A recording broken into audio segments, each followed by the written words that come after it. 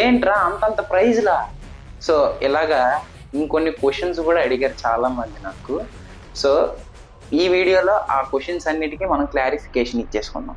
So first ఏంటంటే మనం manga అన్నది చాలా ప్రైస్ తక్కువలో వస్తుంది. ప్రతి ఒక్కరు అఫోర్డబుల్ చేసేంత తక్కువలో వస్తుంది. ఎందుకంటే చాలా మంది మన యానికోకి వచ్చిన వాళ్ళు స్టూడెంట్స్ ఉంటారు.